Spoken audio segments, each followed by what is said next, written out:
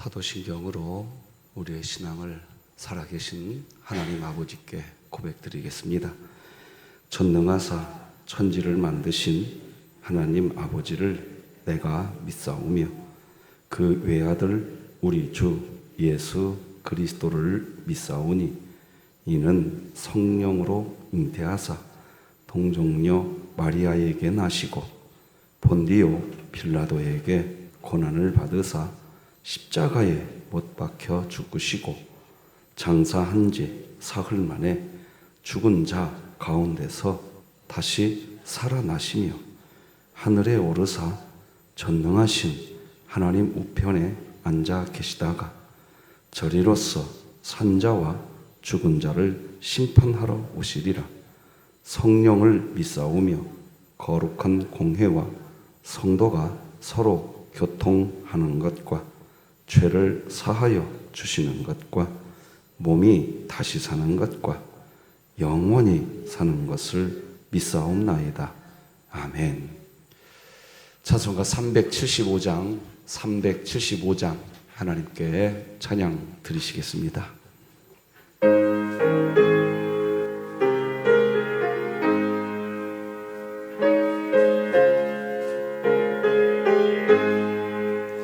나는 갈 길 모르니 주여 인도하소서. 어디 가야 좋을지 나를 인도하소서. 어디 가야 좋을지 나를 인도하소서. 아무것도 모르니 나를 가르치소서. 어찌해야 좋을지 나를 가르치소서. 어찌해야 좋을지 나를 가르치소서. 아이같이 어리니 나를 도와주소서.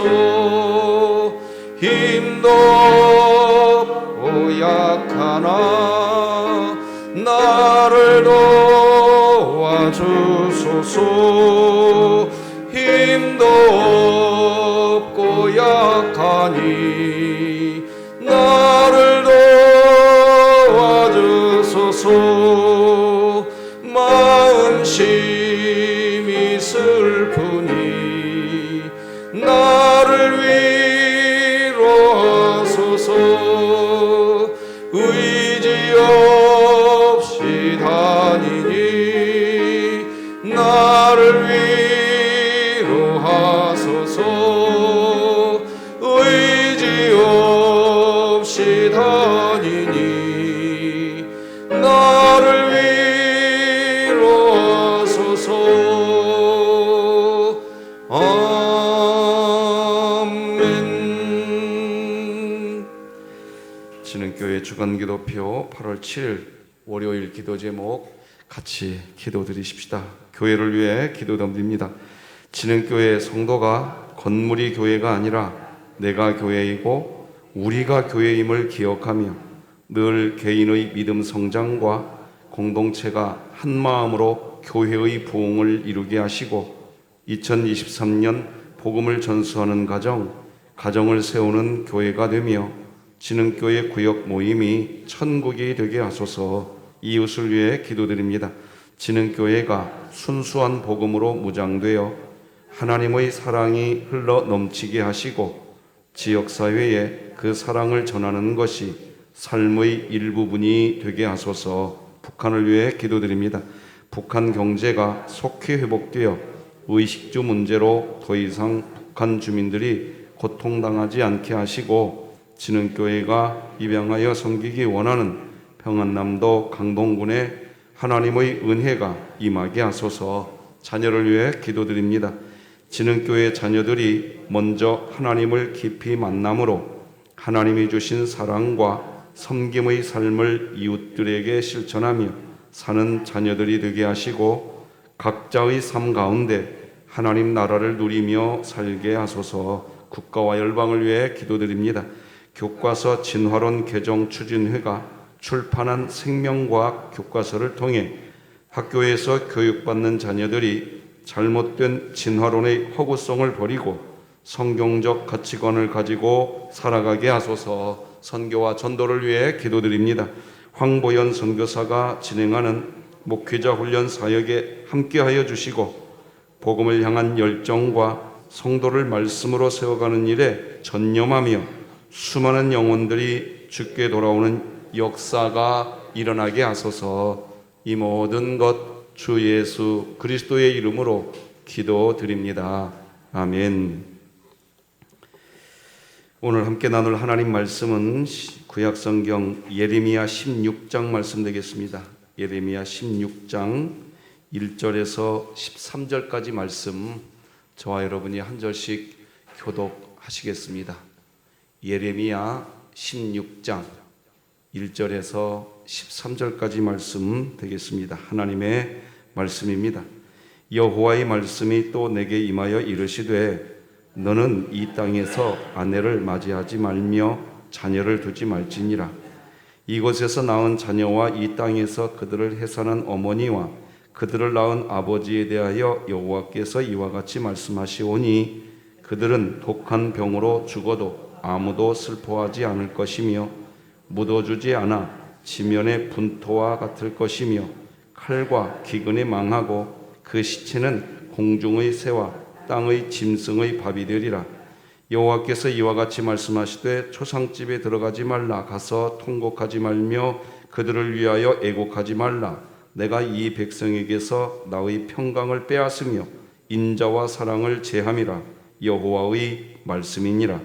큰 자든지 작은 자든지 이 땅에서 죽으리니 그들이 매장되지 못할 것이며 그들을 위하여 애곡하는 자도 없겠고 자기 몸을 베거나 머리털을 미는 자도 없을 것이며 그 죽은 자로 말미암아 슬퍼하는 자와 떡을 떼며 위로하는 자가 없을 것이며 그들의 아버지나 어머니의 상사를 위하여 위로의 잔을 그들에게 마시게 할 자가 없으리라. 너는 잔치집에 들어가서 그들과 함께 앉아 먹거나 마시지 말라. 만군의 여호와 이스라엘의 하나님께서 이와 같이 말씀하시니라. 보라, 기뻐하는 소리와 즐거워하는 소리와 신랑의 소리와 신부의 소리를 내가 네 목전 네 시내에 이곳에서 끊어지게 하리라. 네가 이 모든 말로 백성에게 말할 때에 그들이 내게 묻기를 여호와께서 우리에게 이 모든 큰 재앙을 선포하심은 어찌 됨이며 우리의 죄악은 무엇이며 우리가 우리 하나님 여호와께 범한 죄는 무엇이냐 하거든 너는 그들에게 대답하기를 여호와께서 말씀하시되 너희 조상들이 나를 버리고 다른 신들을 따라서 그들을 섬기며 그들에게 절하고 나를 버려 내 율법을 지키지 아니하였음이라. 너희가 너희 조상들보다 더욱 악을 행하였도다. 보라, 너희가 각기 악한 마음의 완악함을 따라 행하고 나에게 순종하지 아니하였으므로 함께 있습니다. 내가 너희를 이 땅에서 쫓아내어 너희와 너희 조상들이 알지 못하던 땅에 이르게 할 것이라.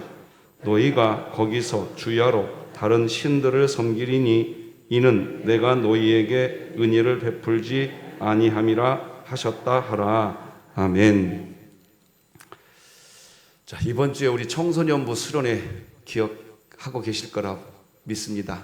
기도 부탁드리고요. 오늘은 은혜가 사라진 시대 이런 제목으로 하나님 말씀 나누겠습니다. 예전에 어르신들이 하신 말씀 중에 이런 말씀이 있었어요. 사람은 태어나면서 자신이 먹을 양식 자신이 가지고 태어난다. 어른들이 이런 얘기를 하시더라고요. 제가 어릴 때는 잘 몰랐어요. 이게 무슨 말인지. 근데 또 이런 말이 또 사실이었습니다. 실제로 예전에 참 어려운 시절이었죠. 보릿고개를 지나야 하는 참 어려운 시절이었는데 그런 시절이라 해도 일단 자녀가 태어나면 정말 어려운 시절이었는데 또 그 자녀들이 또 살아갑니다. 진짜 어려운 시절이었는데 일단 자식이 태어나면 살아갑니다. 물론 우리가 이제 보릿고개를 지나고 우리나라가 어려운 때 뭐 어떤 장티푸스라든지가 아니면은 각종 이제 전염병에 뭐 홍역에도 죽게 되는 자식들이 있긴 했죠. 그러나 그런 질병에 걸리지 않는 한 일단 태어나면 굶는 것 같아요. 밥을 넉넉히 먹지 못하는 것 같기도 해요. 그런데 일단 살아갑니다. 또 살아가요. 근데 그런 이유가 뭐냐 하는 그 당시에 이 학자들의 연구 논문들을 보면 정이 있었다는 겁니다. 정이. 콩 한 조각이라도 어려운 시절이니까 나눠 먹는 정이 있었다는 겁니다. 그래서 그 굶주림의 시대에도 서로 버틸 수 있었고 살아갈 수 있었다는 겁니다. 오늘날, 그러니까 예전에 보릿고개를 지나야 했던 그런 시절에 비하면 2023년 지금 오늘날 현재 어렵다 이야기하지만요, 보릿고개 시절에 비하면요 정말 잘 살고 있는 겁니다. 제 아내는 아는데 제가 중학교 2학년 때 아침에 뒷집에 딸부잣집이었다는 것 여러분들에게 말씀드렸죠? 아침에 먹을 쌀이 없어서 제가 중학교 2학년 때 이만한 되라는 게 있어요. 돼. 그것 들고 한 대박 쌀 꿔오라고 해가지고 제가 뒷집에 가서 쌀 한 대박 꿔가지고 아침밥 도시락 싸가지고 학교 간 적이 있습니다. 중학교 2학년 때 제가. 여러분, 오늘 아침밥 잡술 것 있으시다면 일단 감사하시기 바랍니다. 그게 하나님 경외하는 겁니다. 다른 사람과 비교하고 나 불행을 먼저 말하지 마시고 하나님을 경외하는 그리스도인은 일용할 양식이 있으면 감사하는 겁니다. 어릴 때 하나님이 그 훈련 시키셨던 것 같아요. 저 그래서 지금도 반찬 투정 안 합니다. 안 해요, 진짜. 저 뒤에 제 아내 앉아 있으니까 제 아내하고 27년, 28년을 살았으니까 제 아내가 압니다. 저는 지금까지 반찬 투정 해본 적이 없습니다. 먹을 밥이 있으면 그냥 감사합니다. 여러분 그렇게 사실 살아오지 않으셨습니까? 여러분들도 그렇게 살아오셨을 거라고 봅니다. 오늘날 어렵다 하지만 보릿고개에 비하면 어려운 것도 아닙니다. 그러니 오늘 이렇게 이야기하십시오. 하나님, 오늘 나에게 먹을 양식 주셨으니 어제 하루 종일 우리가 하나님 말씀 듣지 않았습니까? 오늘 나에게 일용할 양식 주셨으니 나 또 믿습니다. 하나님 어디 계신다? 내 안에 계신다. 이게 구원 얻는 믿음이라고요. 이게 구원 얻는 믿음이에요. 이게. 그리고 그 믿음 안에 있어 보십시오. 믿는 자에게는 능히 하지 못할 일이 없을 것이니라. 믿는 자에게는 그 배에서 생수의 강이 흘러갈 것이니라. 믿는 자에게는 영생이 이미 있느니라. 믿는 자에게는, 여러분 성경이 말하는 게 그겁니다. 여러분 안에 이미 하나님 계신 걸 믿으시기 바랍니다. 그게 구원 얻는 믿음입니다. 그 믿음 딱 부여잡고 있으면 그 믿음의 역사가 여러분 가정에 나타나는 줄, 그것도 믿으시기 바랍니다. 우리는 그렇게 사는 겁니다.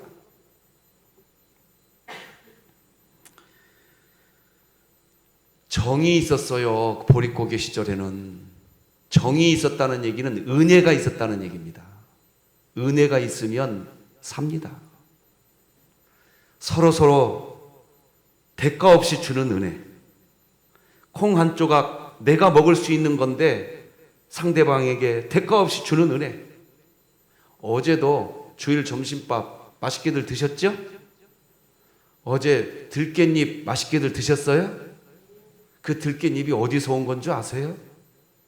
우리 강숙자 권사님이 농사 지은 것을 대가 없이 교회에다가 은혜로 베풀어 줬던 거예요. 야, 나는 들깻잎 대까지 그렇게 맛있는지 몰랐어요?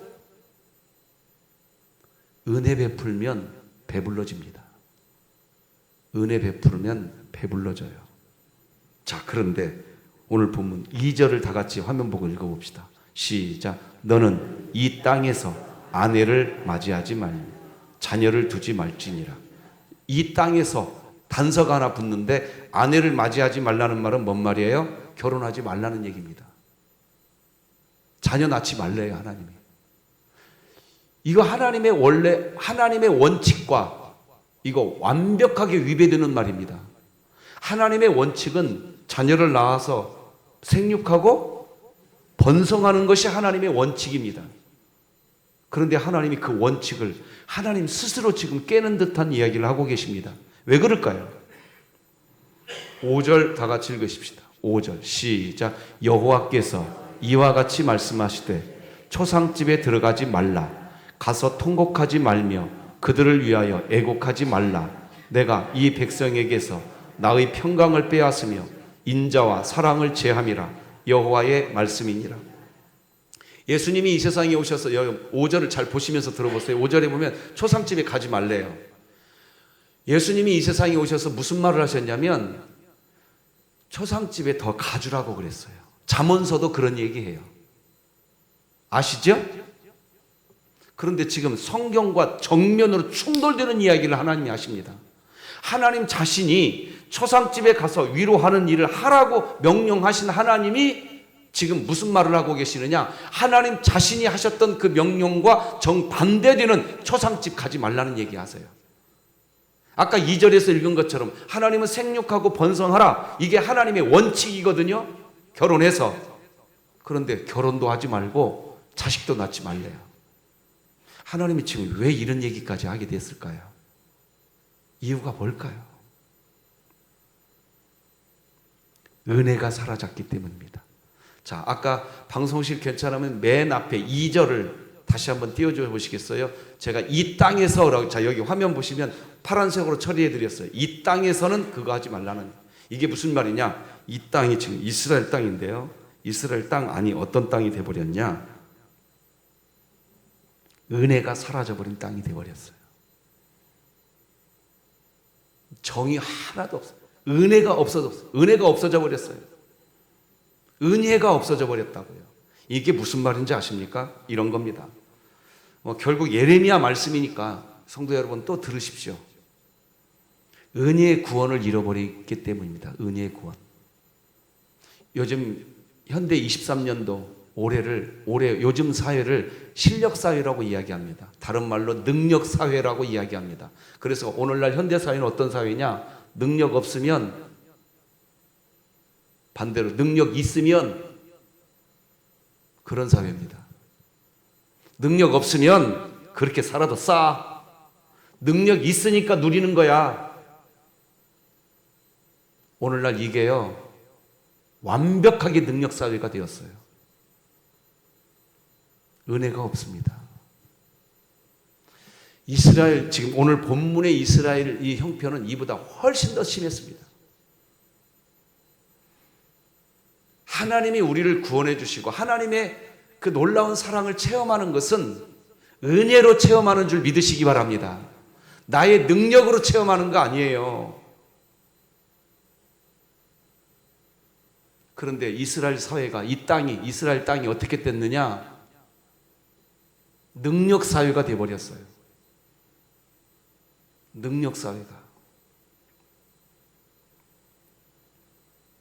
그래서 어떤 살까지 벌어지느냐? 자, 4절을 이제 반대로 거꾸로 올라가서 4절을 보십시다. 같이 읽어봐요. 시작. 그들은 독한 병으로 죽어도 아무도 슬퍼하지 않을 것이며 묻어주지 않아 지면의 분토와 같을 것이며 칼과 기근에 망하고 그 시체는 공중의 새와 땅의 짐승의 밥이 되리라.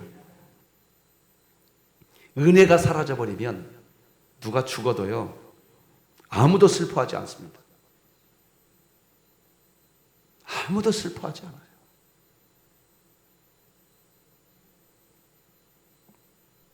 땅에 묻어주지도 않는데요. 그러니까 다시 정리하면 이런 겁니다. 독한 병으로 사람이 죽어도 슬퍼하지 않고 묻어주지도 않고 사람이 죽어서 공중의 새와 땅의 짐승의 밥이 되고 있는데도 거들떠도 보지도 않고 왜 이런 사회가 되는 줄 아십니까? 은혜 사회가 아니라 능력 사회가 되었기 때문에 그런 겁니다. 처절하게 그렇게 되어버렸어요. 은혜가 사라져버립니다. 거기다 대고 하나님이 이제 무엇을 예고하고 계십니까? 심판을 예고하고 계세요.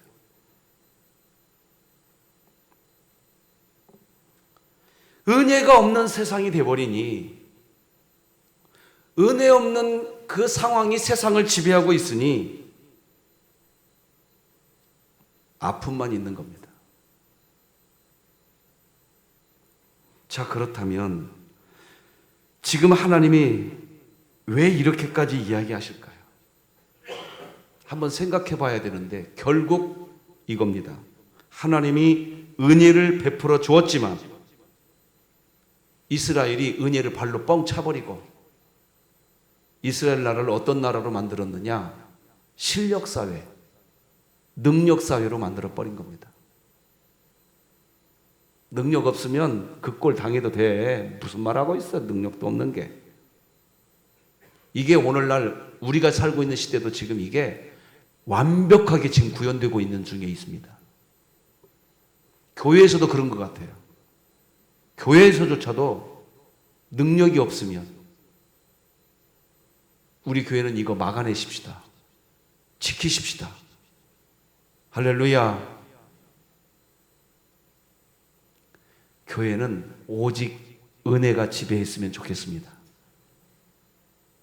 뭘 잘 못해도 괜찮아. 하나님이 우리 사랑하잖아. 뭘 잘한다고 막 지켜주고 뭘 못한다고 집 밟아버리고 세상도 그러면 안 되고 교회는 더더욱 그러면 안 됩니다. 교회는 어느 상황이든지 하나님이 어느 누구나 내게로 오라. 내가 은혜 베풀리라. 이게 교회가 되었으면 좋겠습니다. 이걸 교회라고 말하는 겁니다. 지금 그 상황인 겁니다. 하나님은 이스라엘에게 은혜를 베풀었습니다. 하나님은 이스라엘에게 은혜 베풀었어요. 하나님이 이스라엘에게 베푼 은혜가 뭡니까? 크게 두 가지로 정리할 수 있습니다. 화면 보고 말씀드립시다. 첫째, 이스라엘을 애굽에서 나오게 하셔서 하나님 자녀 삼으신 것이 그 은혜입니다. 둘째, 이스라엘에게 율법, 즉 말씀을 주신 것이 은혜입니다. 그런데 이스라엘은 끝까지 오해만 합니다. 이스라엘의 오해는 오늘날 우리들의 오해이기도 합니다. 하나님께서 애굽에서 나온 이스라엘에게 시내산에서 율법을 주신 것은, 말씀을 주신 것은 그 말씀, 그 율법을 통해서 이스라엘을 속박하려고 말씀을 주신 게 아닙니다. 율법을 주고 난 후 너희들이 율법을 잘 지키면 내가 복을 주고 율법을 잘 지키지 않으면 내가 너희들 집 밟아버리리라. 하나님이 그러려고 율법 준 게 아니란 말입니다. 너희들이 이미 하나님 나라 내 자녀가 되었으니 이제 어떤 인생이 행복한 삶인지 너에게 알려주려고 율법을 준 거다. 우리 다 같이 신명기 말씀 같이 읽어봅시다. 시작. 내가 오늘 네 행복을 위하여 내게 명하는 여호와의 명령과 규례를 지킬 것이야.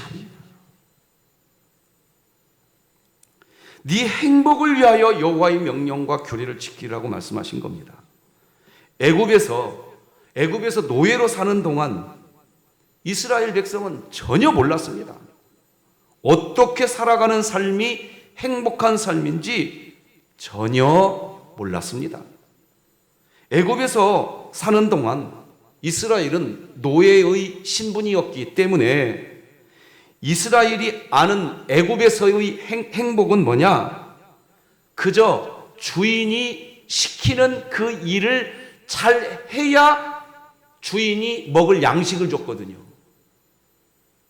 이걸 노예 근성이라고 이야기하는데 노예 근성이 이스라엘 사람들 마음속에 뼛속까지 새겨져 버렸습니다. 일을 잘해야 주인이 먹을 양식을 줬거든요. 그래서 애굽에서의 이스라엘 사람들은 무엇이 행복인 줄 알았느냐? 일 잘하는 능력자가 되어야 행복한 인생이 되는 거다. 이게 애굽에서의 인생이었었습니다. 자, 그런데 그 애굽에서 이제 나왔습니다. 이제 새로운 세상이 열린 겁니다. 그래서 하나님은 새로운 세상이 열렸다는 것을 알려주려고 하나님이 어떤 방법을 취하셨는지 여러분이 너무 잘 아시지 않습니까? 먹을 양식을 위해서 곡식을 심고 수확하고 하는 노동을 하지 않아도 하나님이 그것부터 깨닫게 하려고 애굽에서 나온 뒤로 그냥 만나를 쏟아 부어 줬어요. 그냥 메추라기를 쏟아 부어 줘 버렸다고요. 너희들이 큰 텐트 안 쳐도 하나님이 구름 기둥이라고 하는 텐트를 쳐줘 버렸어요. 이게 무슨 사인이냐? 너희 능력 사회에서 살던 너희들은 그건 노예 때였다. 노예 근성 이제 버려라. 이제는 은혜 사회가 열렸다. 은혜로 살아라. 그런데 여러분, 신앙생활이 뭔지 아십니까? 신앙생활은 은혜 생활이 열린 겁니다. 어떤 은혜냐? 무슨 일이 있어도 하나님이 내 안에 계시지 떠나가지 않으시고 여러분과 함께하는 은혜 받으신 줄 믿으시기 바랍니다. 이 믿음이 구원 얻는 믿음이란 말입니다. 이 믿음이 내 안에 있어야 돼요. 그런데 사탄 마귀는 자꾸 참소한다고요. 야, 너 구원 받았냐? 그런데 너 죄 지었잖아. 여러분, 사단 마귀의 말 듣지 마시고 이 밑에 그러나 하나님의 사랑은 너를 사랑하여 너를 여전히 그리스도인이라고 인정하고 있다. 이 복음을 들으시기 바랍니다. 우리는 그 은혜 안에 이미 들어온 겁니다. 자, 그것은 좀 뒤에 나중에 설명하고 오늘 본문을 좀 보셔야 됩니다. 여러분, 아까 신명기 말씀 읽었으니까 신명기 아까 10장 13절 읽었거든요. 14, 15절도 같이 읽어보십시다. 한번 시작. 하늘과 모든 하늘의 하늘과 땅과 그 위의 만물은 본래 네 하나님 여호와께 속한 것이로되 여호와께서 오직 네 조상들을 기뻐하시고 그들을 사랑하사 그들의 후손인 너희를 만민 중에서 택하셨으니 오늘과 같으리라. 여러분, 이게 14절 한번 봐보세요. 하나님이 갑자기 이런 얘기하세요. 하늘과 모든 하늘의 하늘과 땅과 그 위의 만물은 본래 어디에게 속한 거였다?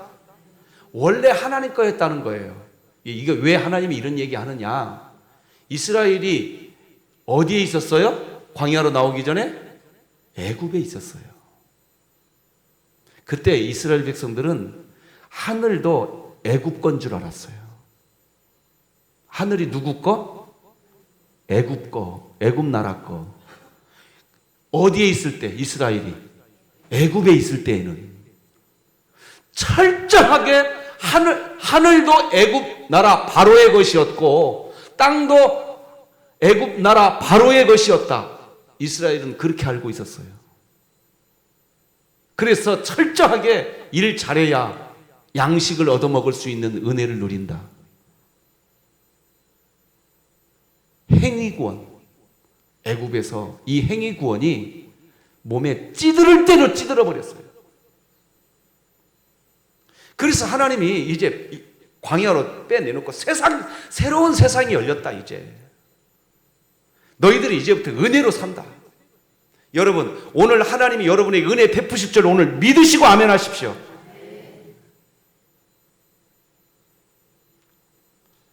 저는 요즘 요 며칠간 참 행복합니다. 참 오랜 세월 우리 성도님들이 많이들 인내해 주셨어요. 내가 죄인이다. 나 곧 죄 곧 나. 진짜 귀에 따갑게 여러분이 들으셨을 겁니다. 왜 이 메시지 드렸냐?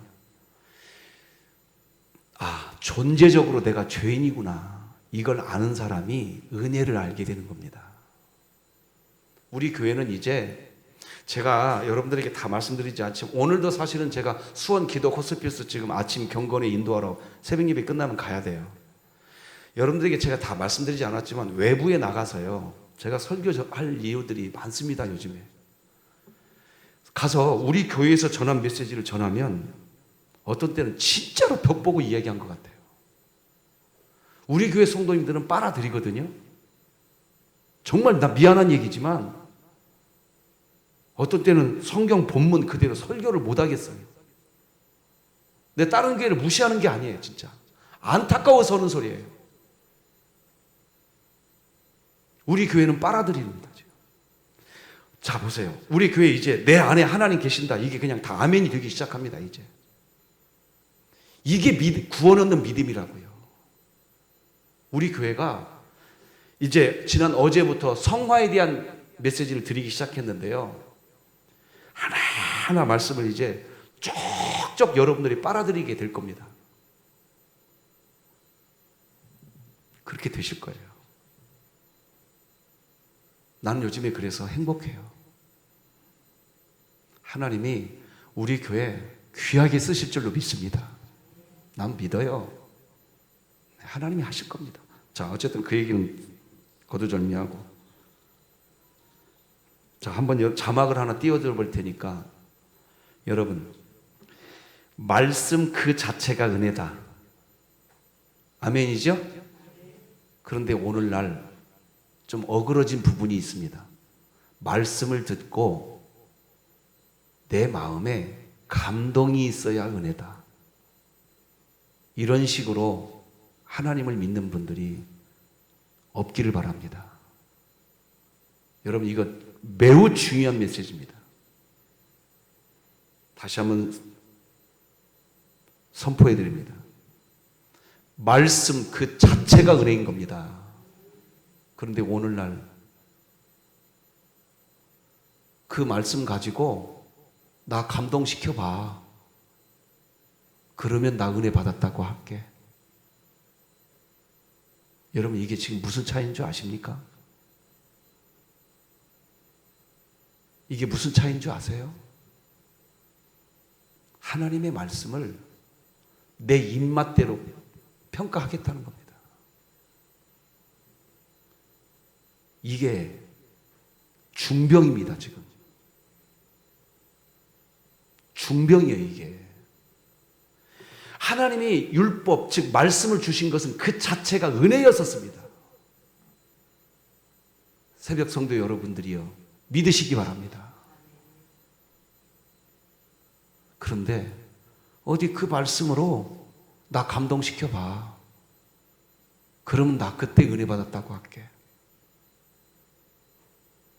물론 설교자가 열심으로 설교 준비해야 됩니다. 게을리해서는 안 됩니다.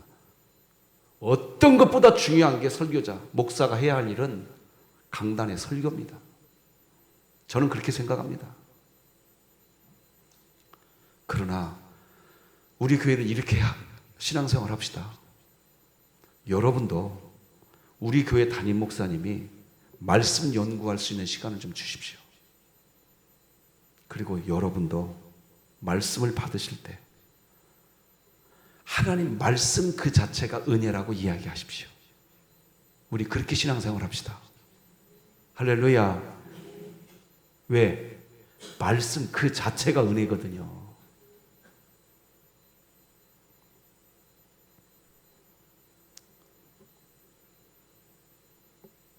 그런데 이스라엘은 뭐라고 하고 있었냐? 어디 감동시켜봐. 그러면 내가 은혜 받았다고 할게. 그 상태가 오늘 본문의 이스라엘 상태였던 겁니다. 그러니 하나님께서 더 이상 이스라엘에게 은혜 베풀지 않겠다고 이야기하는 겁니다. 너희들에게는 내가 은혜를 다 줬는데 너희들이 은혜 없다고만 이야기한다. 여러분, 하나님께서 은혜를 베풀지 않으면 세상이 어떻게 되는 줄 아십니까? 오늘 본문 6, 7, 9절 같이 한번 화면 보고 읽어봅시다. 시작. 큰 자든지 작은 자든지 이 땅에서 죽으리니 그들이 매장되지 못할 것이며 그들을 위하여 애곡하는 자도 없겠고 자기 몸을 베거나 머리털을 미는 자도 없을 것이며 그 죽은 자로 말미암아 슬퍼하는 자와 떡을 떼며 위로하는 자가 없을 것이며 그들의 아버지나 어머니의 상사를 위하여 위로의 잔을 그들에게 마시게 할 자가 없으리라. 제가 9절은 제가 읽어드려 볼게요. 만군의 여호와 이스라엘의 하나님께서 이와 같이 말씀하시니라. 보라, 기뻐하는 소리와 즐거워하는 소리와 신랑의 소리와 신부의 소리를 내가 네 목전 네 시대에 이곳에서 어떻게 하리라? 은혜 베풀지 않겠다는 거예요. 자, 그런데 아까 읽었던 6절 7절을 다시 한번 화면 띄워주시면 제가 파란색으로 처리해 드렸습니다. 죽을 것이다. 그런데 애곡하는 자도 없을 것이다. 위로하는 자도 없을 것이다. 슬퍼하는 자도 없을 것이다. 이게 무슨 말이냐? 여러분, 혹이라도 우리 진흥교회는 이런 얘기가 없기를 바랍니다. 어떤 얘기? 그 사람 집에 그런 아픔이 생겼대. 잘 됐네. 뭐 신앙생활 그렇게 하더니. 이게 단면입니다. 무슨 단면인 줄 아세요? 그 교회에 은혜가 사라졌다는 단면입니다. 여러분 눈에 그 사람이 진짜 신앙생활 개차반으로 했다 할지라도 하나님은 개차반으로 신앙생활한 그 사람조차도 하루가 천년처럼, 천년이 하루처럼 그 사람이 다시 회개하고 돌아오기를 하나님은 그 사람을 향해 지금도 마음의 문을 활짝 열고 계시면서 그 사람을 향해 은혜 베풀고 있는 줄 믿으시는 분은 아멘. 이게 하나님의 마음인데 신앙생활 그따위로 하더니 뭐 그렇게 될 줄 알았어. 이게 무슨 말인 줄 아십니까? 그 교회에 은혜가 없다는 뜻입니다. 여러분, 우리 교회에 이런 말 없기를 바랍니다. 지금 이스라엘이 딱 그 상태입니다. 지금 사람이 죽었는데도 슬퍼하지도 않아요. 위로하려고 하지도 않아요. 지금